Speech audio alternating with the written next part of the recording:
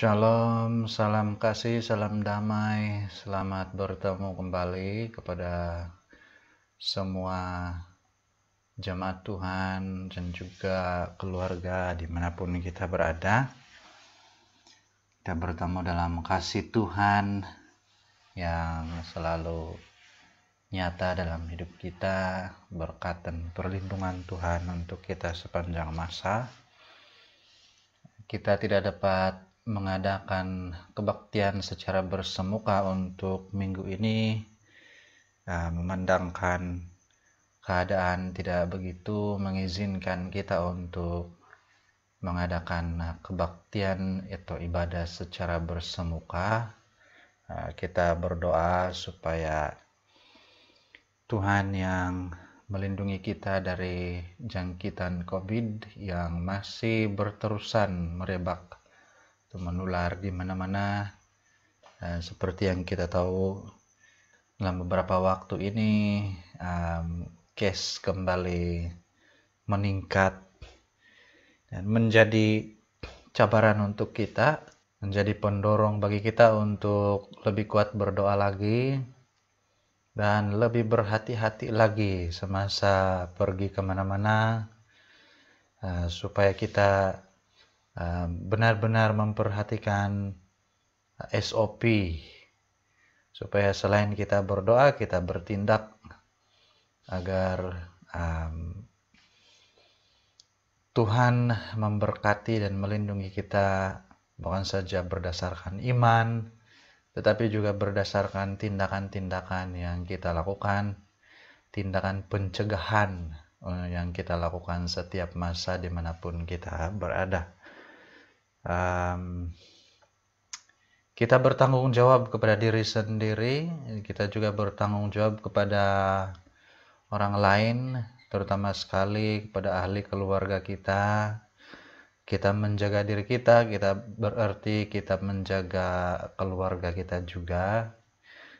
Sebab jika salah seorang dari keluarga yang akan dijangkiti, berkemungkinan akan menjangkiti ahli keluarga yang lain. Karena itu kita harus sungguh berhati-hati sambil berdoa, berdoa lebih kuat lagi. Kita percaya kepada Tuhan, Tuhan melindungi kita, tetapi pada masa yang sama kita juga perlu hikmat, bijaksana, memelihara kesehatan, memelihara diri kita masing-masing dimanapun kita berada. Dalam keadaan yang seperti ini, bukan saja kita berhadapan dengan masalah COVID, cabaran COVID, tapi kadang-kadang keadaan atau situasi semasa persekitaran kita boleh saja diperalatkan oleh kuasa-kuasa kegelapan untuk memecah belahkan kita. So dalam hal ini kita perlu benar-benar memperhatikan bagaimana kita hidup di hadapan Tuhan dan juga di hadapan sesama. So hari ini saya senang sekali mengajak kita untuk merenung beberapa ayat firman Tuhan sebagai renungan singkat kita.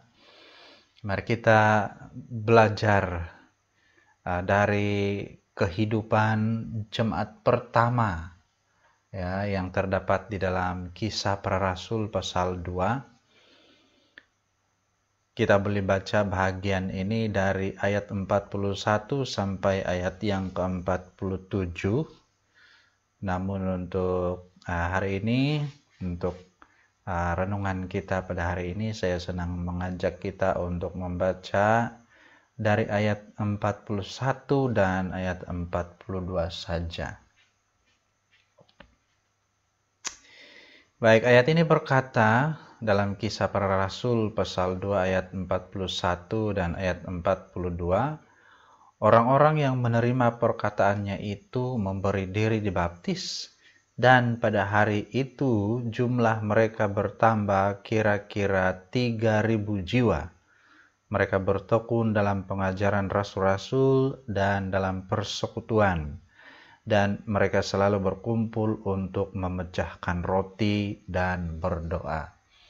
Perlu diketahui lebih awal bahwa jemaat pertama yang diceritakan di dalam bahagian ini, situasi mereka dalam pertumbuhan iman mereka itu sangat berbeza dengan keadaan kita hari ini. Cabaran mereka untuk memelihara iman itu sangat berat, karena mereka adalah jemaat pertama yang menerima pemberitaan tentang Yesus Kristus. Dan kenapa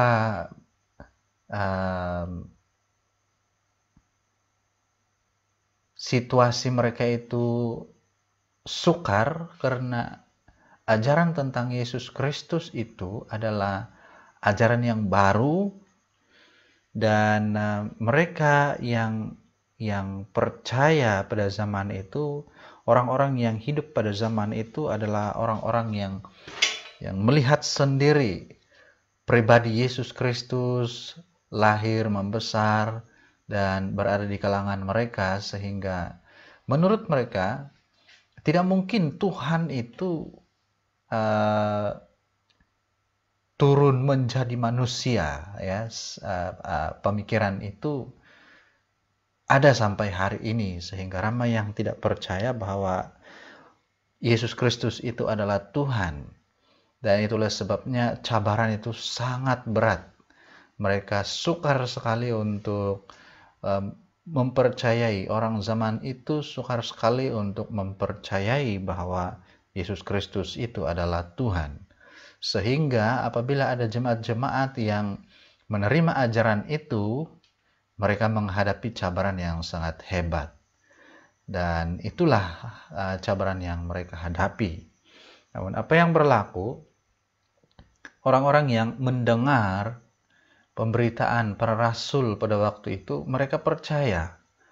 Mereka percaya, kemudian memberi diri mereka dibaptis, dan menggabungkan diri mereka kepada para rasul, menjadi jemaat-jemaat pertama pengikut Kristus di dunia ini. Dan apa yang kita dapat pelajari adalah kita yang ada hari ini pun adalah hasil pelayanan dari mereka ini. Karena mereka inilah jemaat pertama yang percaya Yesus Kristus adalah Tuhan, dan mereka tersebar. Akhirnya ajaran Yesus itu berkembang sampai kepada kita hari ini. Itu adalah hasil daripada ketekunan jemaat-jemaat yang pertama yang diceritakan di dalam kisah para rasul ini. Dan tentu sekali untuk menyebarkan kepercayaan tentang Yesus Kristus itu bukanlah mudah. Jadi kita bersyukur karena hari ini, kalau kita ada hari ini, kalau kita sudah percaya Yesus hari ini, sudah mengenal Yesus Kristus hari ini, dan menerima Yesus sebagai Tuhan dan penyelamat kita, itu berarti ajaran tentang Yesus Kristus yang jemaat pertama ini pegang telah tersebar, telah disebarluaskan. Mereka menghadapi tentangan untuk menyebarkan ajaran ini. Tetapi dengan ketekunan mereka, dengan iman mereka, tentu sekali dengan penyertaan Roh Kudus, maka sampai hari ini kita dapat mengenal Yesus Kristus sebagai Tuhan dan penyelamat pribadi kita. Dan apa yang kita perlu lakukan?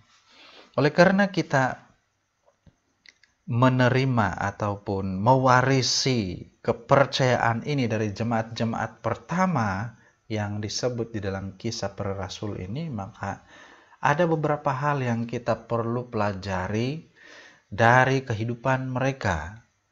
Bagaimana mereka hidup tetap kuat berhadapan dengan situasi yang mencabar, persekitaran mereka yang mencabar pada waktu itu. Nah, pada hari ini saya mau mengajak kita untuk belajar hanya ada satu perkataan ataupun satu perkataan yang menjadi sifat jemaat pertama di dalam kisah para rasul ini, terdapat di dalam ayat yang kedua. Ayat 42 ini berkata, mereka bertekun dalam pengajaran rasul-rasul dan dalam persekutuan. Apa yang menjadi kekuatan bagi mereka, walaupun berhadapan dengan cabaran-cabaran, walaupun mereka ditentang, walaupun mereka dihalang untuk memberitakan kepercayaan mereka, mereka tetap kuat. Apa yang membuatkan mereka kuat? Karena mereka bertekun. Bertekun dengan apa? Bertekun dalam pengajaran rasul-rasul dan dalam persekutuan. Nah, apa yang dimaksudkan di sini? Bertekun di dalam pengajaran rasul-rasul. Ya, ada rasul-rasul yang telah mengajarkan kepada mereka tentang Yesus Kristus yang telah ditolak, kemudian disalibkan, dibunuh, tetapi bangkit kembali. Dan ajaran itu diajarkan oleh rasul-rasul kepada jemaat-jemaat di situ, kepada penduduk di situ, sehingga mereka percaya bahwa Yesus Kristus adalah Tuhan. Dan dari situ, dari sejak mereka mendengar, dari sejak mereka percaya dan menerima ajaran itu, mereka bertekun di dalam pengajaran itu. Apakah pengajaran itu? Pengajaran itu adalah firman Tuhan. Nah, mereka menjadikan firman Tuhan sebagai sarana utama untuk memulai dan melanjutkan pekerjaan anugerah dalam hidup, anugerah Allah dalam hidup mereka, baik secara pribadi maupun dalam mengekalkan kebersamaan mereka. Mereka menggunakan atau menjadikan firman Tuhan itu sebagai alat utama, alat yang penting, sebagai pegangan yang penting untuk memelihara hidup mereka dan memelihara persekutuan mereka. Jadi artinya, keutamaan mereka, hidup mereka itu adalah firman Tuhan. Dan kita tahu firman Tuhan ini adalah kata-kata yang dari Tuhan sendiri, yang mengandungi ajaran-ajaran tentang kasih Tuhan, tentang bagaimana Tuhan menciptakan bumi, bagaimana Tuhan mengasihi manusia, bagaimana Tuhan dengan kasih-Nya yang besar menyelamatkan manusia dalam dunia ini. Firman Tuhan itu adalah kekuatan kita untuk tetap percaya bahwa Yesus Kristus adalah Tuhan. Nah, firman Tuhan, ya, jemaat yang pertama menjadikan firman Tuhan itu sebagai pegangan hidup mereka, satu-satunya pegangan hidup mereka. Nah, saudara, kita juga berhadapan dengan situasi yang sukar pada hari-hari ini. Dan mungkin cabaran kita berbeda dengan jemaat-jemaat pertama. Ya. Mereka berhadapan dengan cabaran karena ajaran baru tentang Yesus Kristus yang mereka percayai.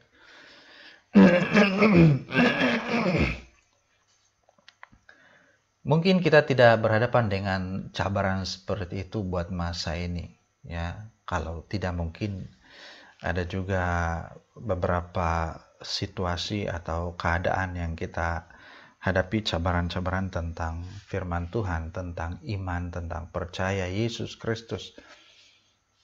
Tetapi cabaran yang kita hadapi yang sangat ketara yang kita hadapi sekarang ini adalah cabaran COVID-19, ya, pandemik ini. Dan kalau tidak diperhatikan secara teliti, mungkin kita berpikir bahwa ini cabaran kepada kesehatan jasmani.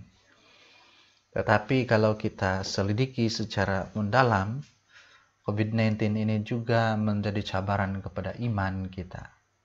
Ya, kadang-kadang kita merasa bahwa karena di dalam situasi sekarang ini manusia ini terbagi kepada beberapa golongan, ya. Dan maksud saya, ada yang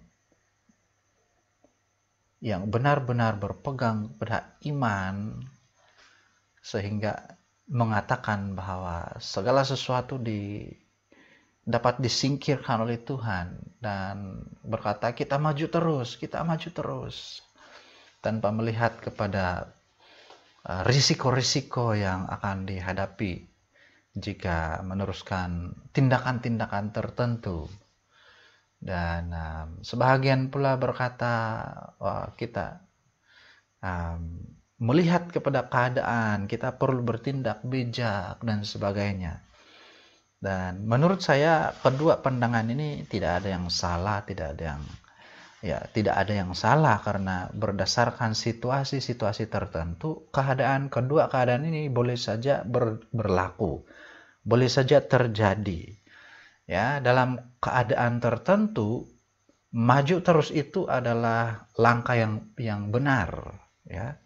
Tetapi dalam situasi-situasi tertentu pula ada waktunya perlu berhikmat dalam melakukan tindakan.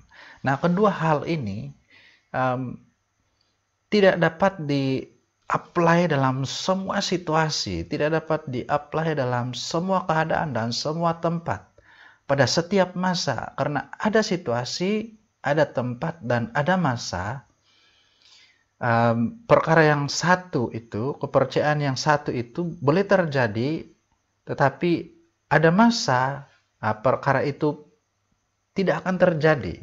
Ya, jadi dalam kita meneruskan kehidupan kita dan iman kita di hadapan Tuhan, tidak selalunya kita bilang maju terus, dan tidak selalunya pula kita bilang harus bijaksana memperhatikan situasi. Ya, jadi apa yang kita perlu lakukan adalah kita sentiasa bertanya kepada Tuhan, dan untuk memiliki kekuatan untuk menghadapi situasi-situasi yang sering berubah-ubah dan keadaan yang sukar ini, kita benar-benar memerlukan firman Tuhan. Dan yang benar adalah keperluan akan firman Tuhan ini bukan hanya pada situasi-situasi seperti ini, situasi-situasi sukar, tetapi diperlukan sepanjang masa dalam kehidupan kita.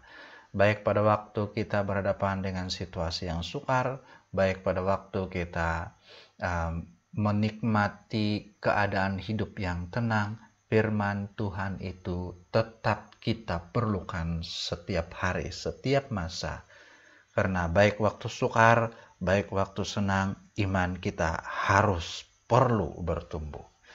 Nah, jadi jemaat pertama yang mendengarkan pemberitaan, menerima pemberitaan dari para rasul itu, mereka bertekun dalam pengajaran rasul-rasul, pengajaran firman yang disampaikan oleh rasul-rasul. Jadi yang pertama di sini yang kita dapat pelajari adalah firman adalah sarana utama, yang penting, yang perlu kita ada di dalam hidup kita untuk melanjutkan kehidupan kita di hadapan Tuhan.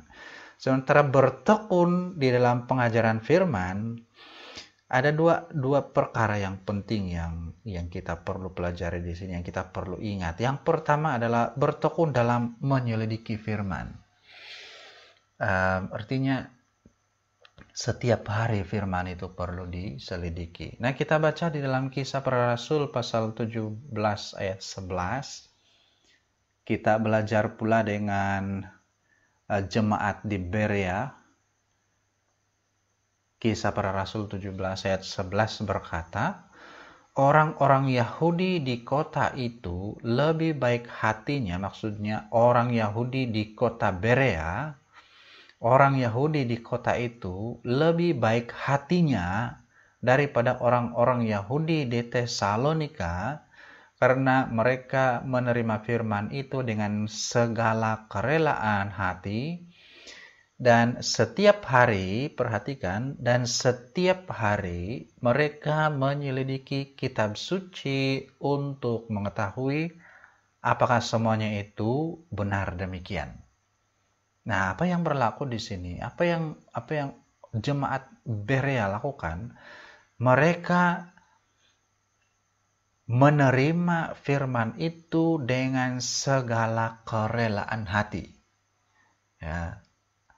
Nah, firman Tuhan juga perlu diterima dengan rela hati, ya, karena firman ini ada banyak perkara yang sukar untuk kita terima, yang kita terima dengan akal di dalam firman Tuhan ini, ya.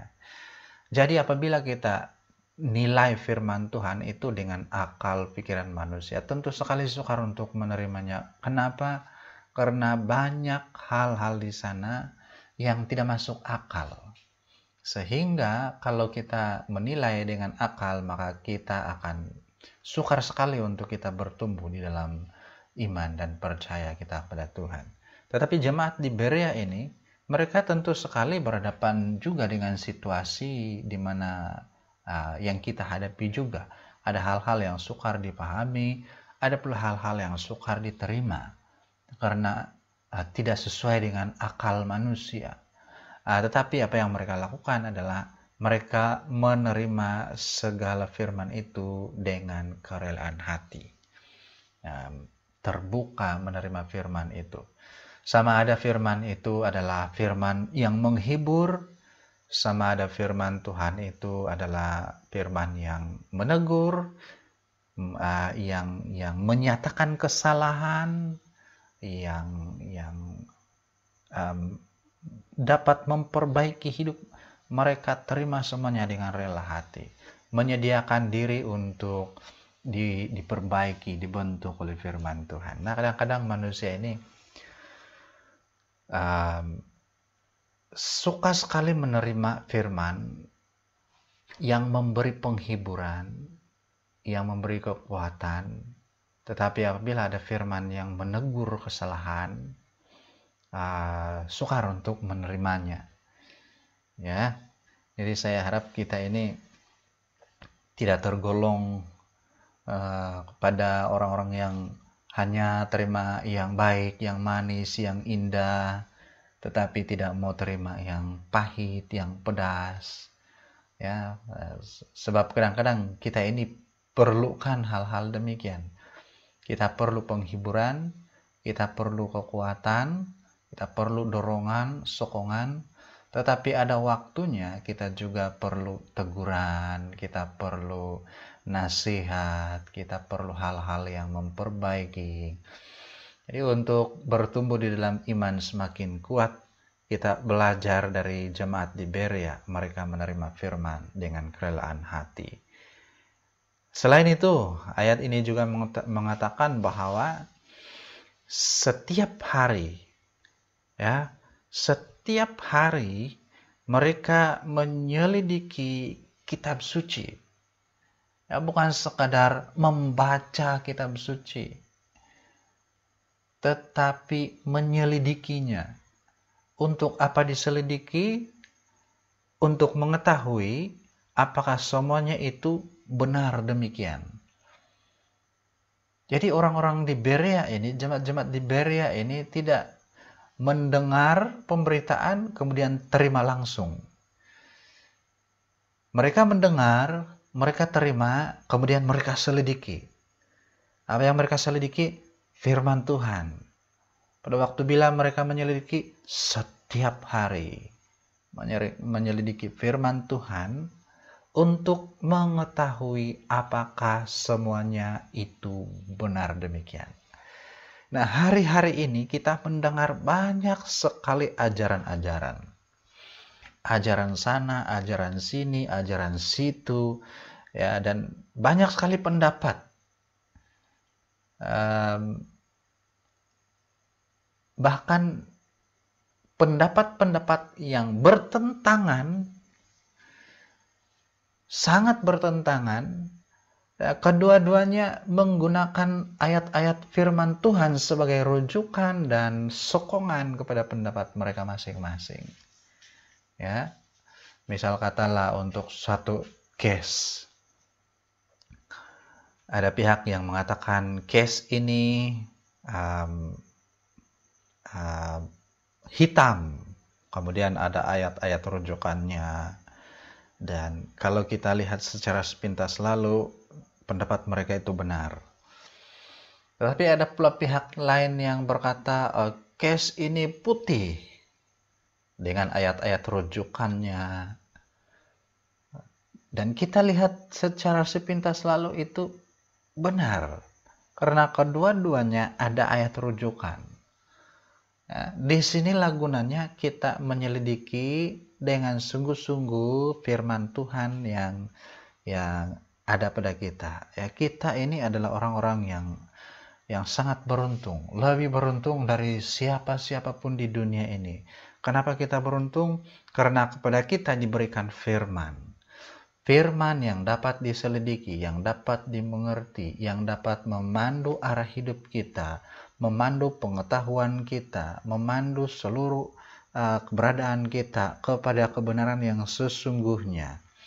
Jadi karena kita masing-masing telah dipercayakan firman ini, maka apabila kita mendengar ajaran-ajaran yang dari luar, sama ada yang pihak E atau pihak B yang bertentangan itu, kita jangan langsung terima dan katakan, oh ini kebenaran, yang satu itu salah. Ya, sebelum kita selidiki firman Tuhan. Apa kata firman Tuhan? Bukan apa kata ayat-ayat yang mereka petik itu, tetapi apa kata seluruh Alkitab, seluruh firman Tuhan tentang itu. Karena apabila kita memetik sedikit ayat, maka pandangan kita itu sempit. Tetapi kalau kita melihatnya berdasarkan seluruh firman Tuhan, maka kita akan melihat hal yang besar, hal yang luas, pemahaman kita juga akan semakin bertambah. Ya, itu yang perlu kita lakukan, menyelidiki firman Tuhan itu setiap hari untuk mengetahui apakah semuanya itu benar. Sebahagian orang menyelidiki firman juga setiap hari, selidiki dengan seksama, tetapi maksudnya adalah supaya mereka dapat menemukan ayat-ayat di mana ayat yang dapat menyokong pendapat mereka. Itu tindakan yang salah. Apa yang benar adalah kita cari kebenaran dan kita jadikan itu sebagai pendapat hidup kita, sebagai pegangan hidup kita. Nah, itu yang benar. Nah, jemaat di Berea ini, selain mereka menerima firman dengan segala kerelaan hati, mereka juga mempelajari firman setiap hari untuk menyelidiki apakah semuanya itu benar-benar demikian. Lalu apa kata Alkitab tentang mereka? Ayat ini berkata, orang-orang Yahudi di kota itu lebih baik hatinya. Kenapa mereka punya hati itu lebih baik dari jemaat yang lain?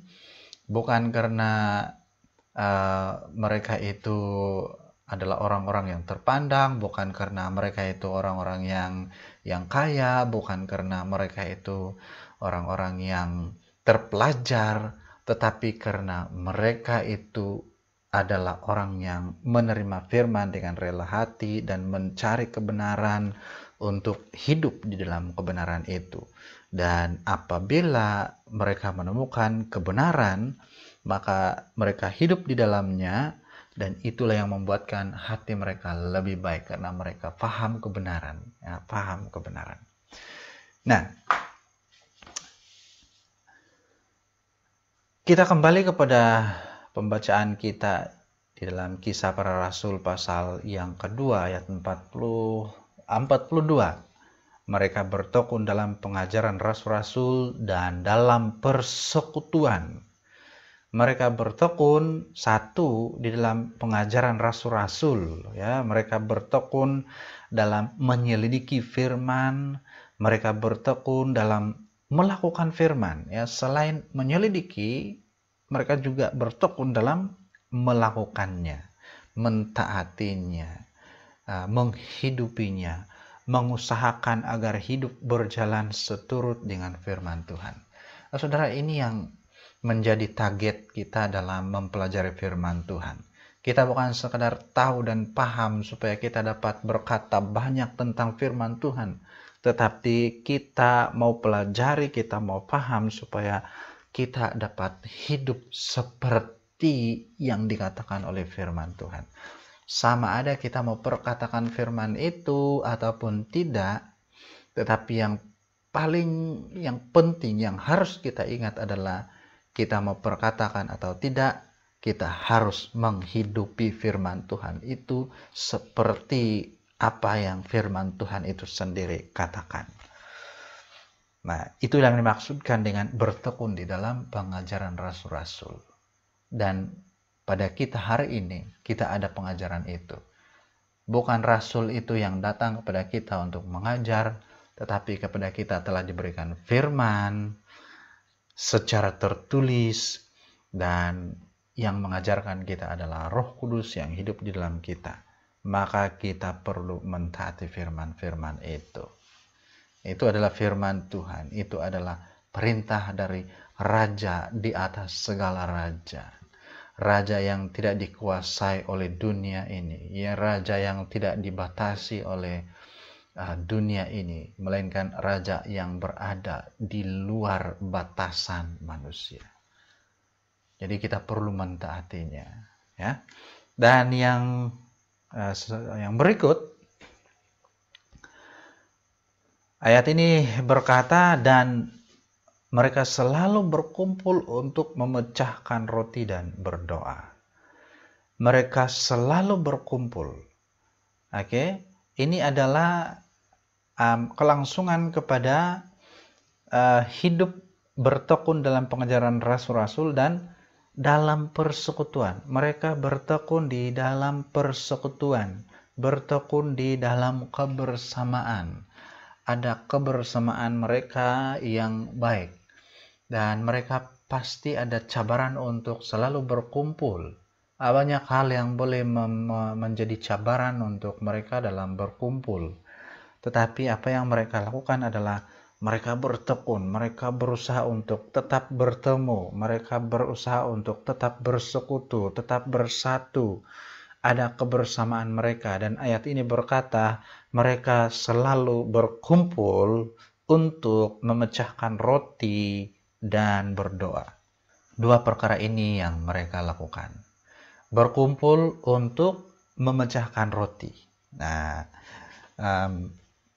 selalunya apabila kita bercakap tentang ataupun berpikir tentang memecahkan roti, kita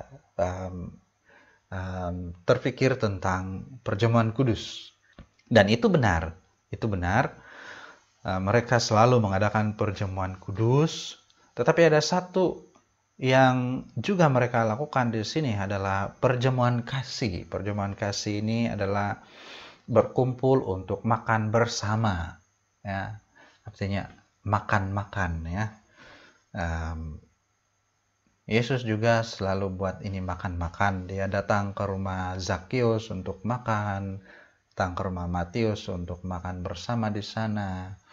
Jadi kebersamaan, persekutuan untuk perjamuan kasih itu antara perkara yang baik untuk dilakukan dalam mengeratkan lagi kebersamaan. Walau bagaimanapun untuk masa sekarang ini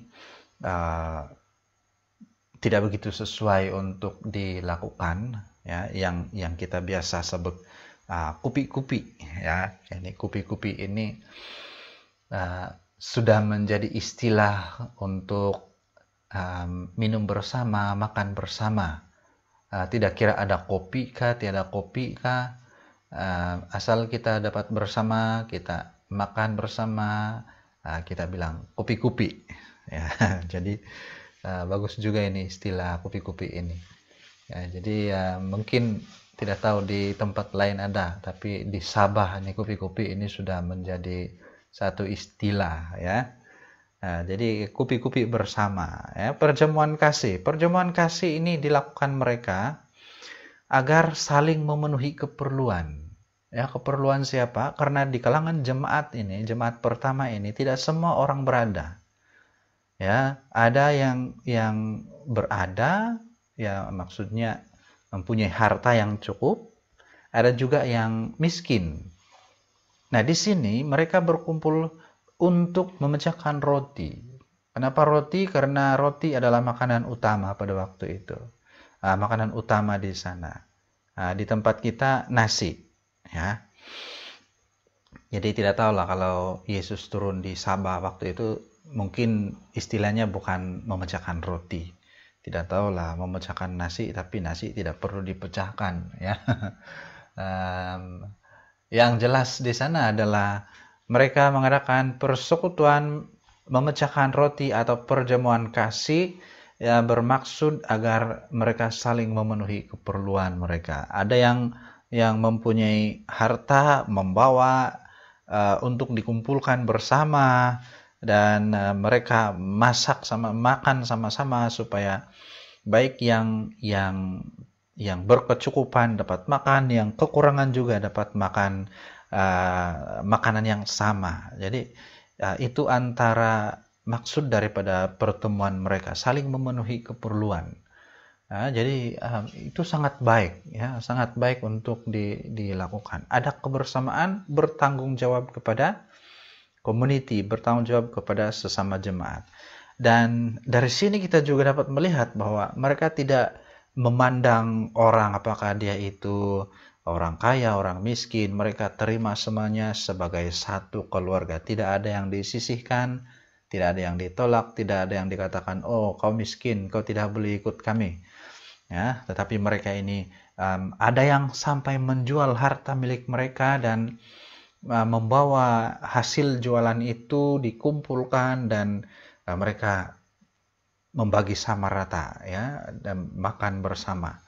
Jadi yang kedua itu adalah perjamuan suci. Mereka juga melakukan perjamuan suci. Maksud daripada perjamuan suci ini adalah membuat mereka selalu ingat tentang Yesus Kristus. Mereka selalu ingat bahwa Yesus Kristus itu Tuhan dan telah mati untuk mereka, karena pada waktu itu cabaran sangat kuat terhadap iman mereka, terhadap ajaran yang mereka percayai. Ada beberapa pihak yang mengatakan itu ajaran yang salah, itu ajaran yang palsu, ajaran yang tidak benar.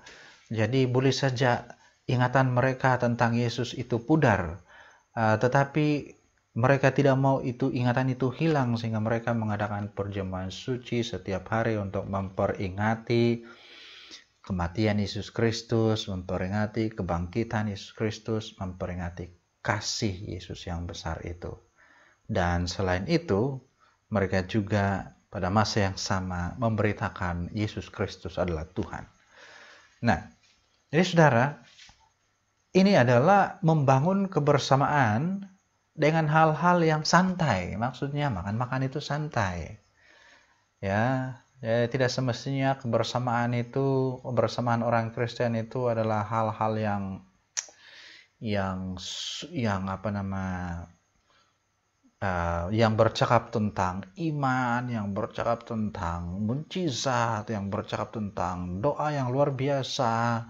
Tetapi kebersamaan orang-orang Kristen itu juga adalah kebersamaan yang santai, yang penuh tawa, yang ada gurauan, tetapi haruslah gurauan yang sehat, ya. Kemudian yang boleh menghilangkan stres, ya. Itulah kebersamaan yang baik. Dan di dalam keluarga juga harus di-apply hal-hal seperti itu, supaya di dalam keluarga itu stres itu kalau boleh tidak ada, hilang. Jadi perlu di dalam keluarga itu ada situasi-situasi santai, ya. Antara suami dan istri ada kesantaian, ada antara ibu bapak dengan anak ada masa-masa santai di mana stres itu hilang. Jadi itu semua diperlukan di dalam community, di dalam kampung juga, di dalam gereja juga. Situasi santai itu juga diperlukan untuk hilangkan stres, ya. Musim-musim sekarang ini ramai yang stres, banyak yang menjadikan kita ini stres. Kita stres dengan tugasan yang bertimbun, kita stres dengan kerja-kerja di rumah, kita stres dengan keadaan ekonomi keluarga yang mungkin meruncing, kita stres dengan kerja-kerja rumah, di kerja sekolah, kita stres dengan kos sara hidup yang semakin tinggi, tetapi pendapatan semakin rendah. Ya, keperluan itu banyak. Anak-anak mau PDPR lagi, mau ada kredit yang cukup. Anak di sana lagi perlu duit, mau hantar duit ke sana lagi, mau beli keperluan anak belajar, mau laptop, mau handphone, dan sebagainya. Ada banyak yang membuatkan kita stres. Kemudian kita dengar lagi angka positif di Sabah saja meningkat sampai 5.000 sehari. Ini sudah stres, kita semakin stres. Banyak hal yang membuat kita stres hari-hari ini. Ya, jadi mari kita ciptakan suasana santai di dalam keluarga. Ya, di dalam gereja kita. Ada isu-isu yang sedang diperkatakan, yang dipertentangkan oleh beberapa pihak. Kita lagi stres, bertambah stres. Ya, kadang-kadang di dalam tanggung jawab kita ada hal-hal atau pribadi-pribadi, ada anak-anak yang sukar sekali ditangani, sukar sekali diurus, dan kita stres lagi. Saudara, banyak hal yang membuatkan kita stres hari-hari ini. Tetapi mari kita ingat satu perkara, bahwa di dalam Yesus Kristus itu stres itu boleh kita buang, ya, boleh kita singkirkan. Tetapi kita perlu juga bertindak, ya. Kita tidak menanti saja situasi santai itu datang sendiri. Kita harus ciptakan situasi itu pertama-tama di dalam keluarga kita. Ya, santai bersama keluarga. Kalau tidak dapat menikmati kesantaian itu di rumah, bawalah keluarga di mana-mana, di tempat yang selamat, yang jauh dari COVID. Bawalah anak-anak ke kebun, bukan untuk bekerja, tetapi bawalah mereka panggang-panggang dan sebagainya, ya.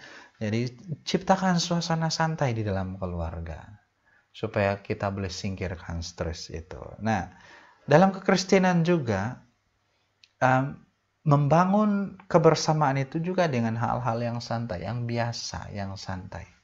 Jadi jangan stres-stres di dalam hidup kita, ya. Dan juga jemaat yang jemaat pertama ini juga, mereka berkumpul untuk tadi memecahkan roti, dan juga berkumpul untuk berdoa. Selain bersantai, mereka juga membangun hubungan di dalam hal-hal rohani, hal-hal yang lebih penting, yang lebih serius, ya. Membangun kebersamaan dengan hal-hal rohani. Menyelidiki firman membuat kita memahami kebenaran. Bila kita tahu kebenaran, iman kita dikuatkan untuk tetap percaya, meyakini bahwa kita berpegang kepada kebenaran yang sesungguhnya. Sementara berdoa ini membuat kita memiliki kekuatan untuk bertahan dalam penderitaan, baik secara emosi maupun secara jasmani, yang diakibatkan oleh keadaan persekitaran kita. Jadi firman menguatkan kita untuk tetap percaya Yesus. Tetapi doa memberi kita kesanggupan bertahan di dalam penderitaan, bertahan di dalam situasi, baik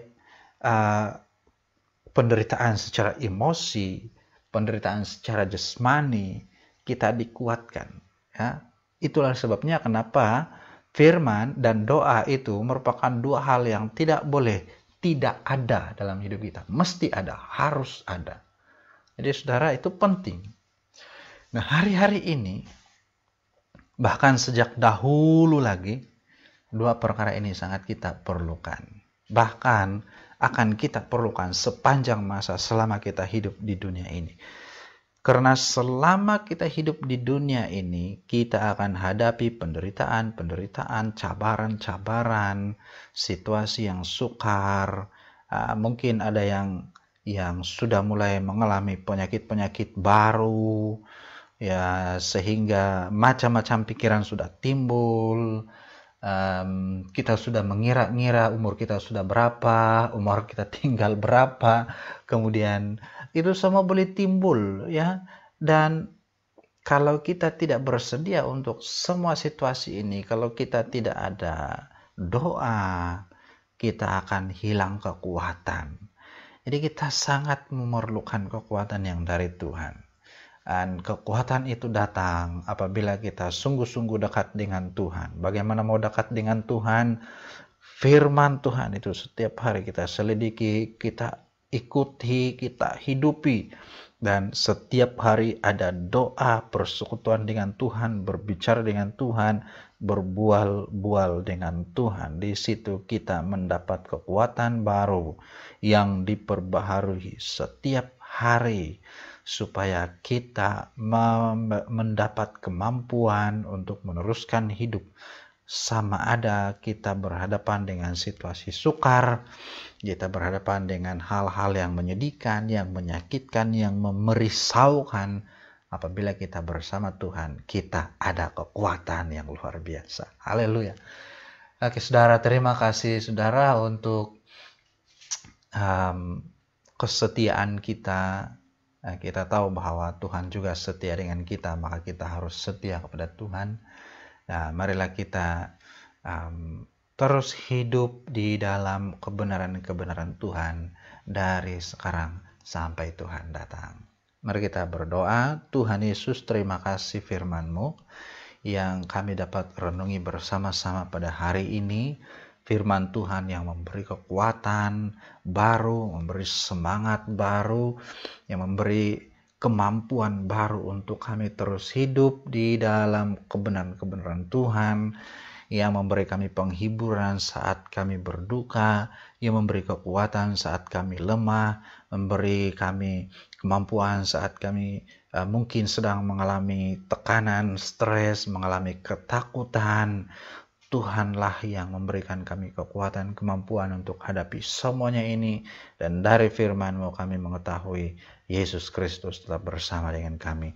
Kiranya firman-Mu yang kami pelajari hari ini akan memberi kekuatan kepada kami, memberi dorongan kepada kami, memberi semangat kepada kami untuk terus setia kepada Tuhan, mengikuti Tuhan, setia mengatakan kepada orang lain bahwa Yesus Kristus mengasihi kami dan mengasihi mereka. Berkati semua jemaat Tuhan yang sudah mendengar, berkati jemaat-jemaat SIB Gaur yang ada di mana-mana saja, baik yang ada di kampung, ada di tempat kerja, yang ada di sekolah-sekolah, di mana saja mereka berada. Kami berdoa supaya Tuhan melindungi mereka, berdoa supaya semua yang sakit disembuhkan, apapun penyakit yang menyerang mereka saat ini, demi nama Yesus Kristus segala roh penyakit kami singkirkan. Kami mau berdoa untuk jemaat-jemaat-Mu yang sedang karantin hari ini, sedang berjuang dengan melawan penyakit COVID. Kami mau berdoa dalam nama Yesus Kristus, segala penyakit-penyakit, virus-virus, segala COVID disingkirkan demi nama Yesus. Darah Yesus menyembuhkan, darah Yesus menyucikan, darah Yesus melepaskan dari penyakit-penyakit COVID. Juga Tuhan untuk keluarga-keluarga dimanapun berada, kami mau berdoa supaya Tuhan juga menguatkan mereka, melindungi mereka dari segala jangkitan COVID, menyembuhkan mereka yang sakit, dan juga memberkati mereka yang kekurangan supaya mereka berkecukupan setiap hari. Jika ada yang berduka cita, jika ada yang susah hati, jika ada yang sedang takut akan hal-hal yang tertentu, kami mau berdoa di dalam nama Yesus Kristus. Ada kekuatan, ada penghiburan, ada kemampuan di dalam Yesus. Semua hal-hal yang baik terjadi dalam hidup kami. Dan apabila ada hal-hal yang kurang baik, kami dapat mengerti bahwa Yesus Kristus bila mengizinkan itu terjadi dalam hidup kami, Yesus Kristus tetap bersama, bertujuan untuk membentuk hidup kami menjadi lebih baik lagi, lebih dimurnikan lagi. Terima kasih Tuhan, damai sejahtera surgawi kiranya memenuhi hati kami, memberi kami kekuatan, memberi kami sukacita saat berhadapan dengan hal-hal yang sukar. Ini doa kami Dalam nama Tuhan Yesus Kristus kami sudah berdoa. Haleluya. Sama-sama katakan amin. Terpujilah Tuhan, terima kasih untuk kesetiaan kita bersama.